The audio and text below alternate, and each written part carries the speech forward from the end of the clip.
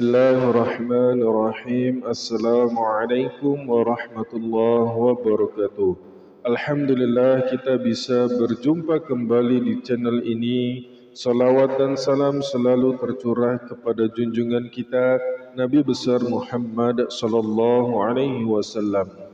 Sahabat beriman dirahmati Allah, pada kesempatan video ini saya akan menyampaikan satu buah rahasia dalam mengamalkan surah Yasin ayat 82, di mana ayat ini memiliki keajaiban yang luar biasa ketika benar dalam mengamalkannya.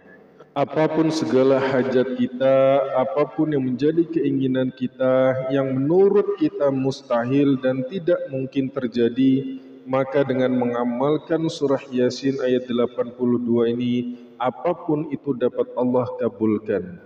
Seperti apakah cara mengamalkannya? Silahkan simak videonya hingga selesai. Namun sebelum kita lanjut, bagi Anda yang memiliki hajat ataupun doa, silahkan tulis hajat dan doa Anda di dalam kolom komentar.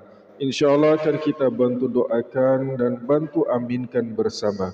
Mudah-mudahan dengan banyak orang yang mendoakan dan mengaminkan, segala hajat Anda akan segera diijabah oleh Allah Subhanahu wa Ta'ala. Amin ya Rabbal Alamin. Sahabat beriman yang dirahmati Allah, salah satu tanda kebesaran Allah Subhanahu wa Ta'ala adalah jika Ia berkehendak dalam menciptakan segala sesuatu, cukup hanya mengucapkan kalimat kun, maka jadilah. Maka sesuatu yang dikehendakinya itu pun terjadi seketika itu juga. Tidak butuh waktu lama dan tidak membutuhkan bantuan siapapun. Hanya dalam waktu sekejap saja maka akan terjadi. Allah Subhanahu wa Ta'ala adalah Maha Pencipta dan Maha Berkehendak, tanpa ada seorang pun yang mampu mengaturnya. Allah Subhanahu wa Ta'ala mengetahui yang gaib maupun yang nampak. Dalam surat Yasin ayat 82 ini mempunyai manfaat yang luar biasa, termasuk untuk kekayaan, dan hanya sedikit orang yang tahu tentang rahasia dalam mengamalkan ayat 82 ini. Mintalah hanya kepada Allah Subhanahu wa Ta'ala, jangan pernah ragu untuk meminta kepadanya. Allah yang menciptakan kita, Allah yang memiliki alam semesta ini. Sangat mudah bagi Allah memberikan sesuatu kepada kita. Jangan meminta kepada selainnya seperti dukun. Jangan meminta kepada benda-benda keramat. Jangan meminta kepada jin. Yakinlah hanya Allah yang dapat menolongmu.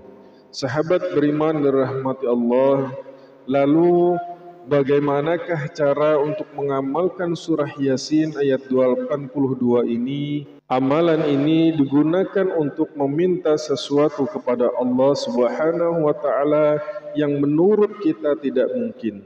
Akan tetapi ingatlah, janganlah berlebihan dan jangan pula melampaui batas.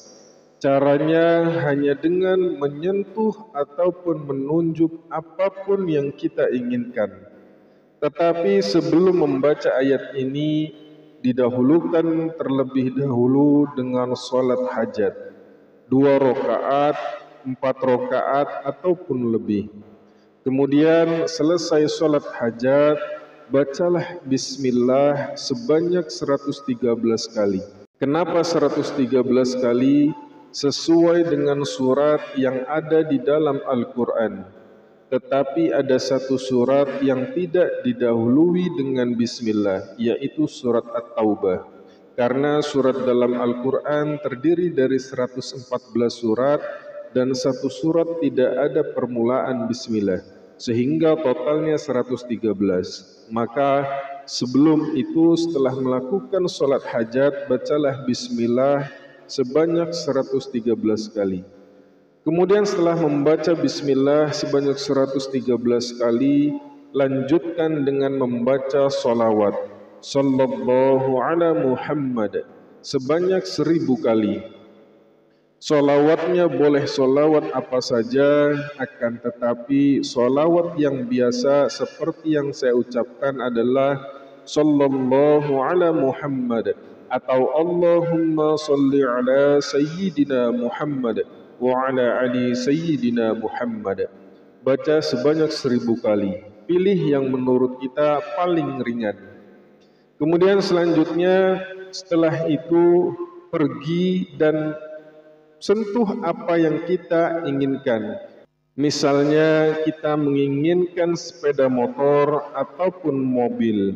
Setelah sholat hajat, kemudian membaca bismillah sebanyak 113 kali dan sholawat 1000 kali.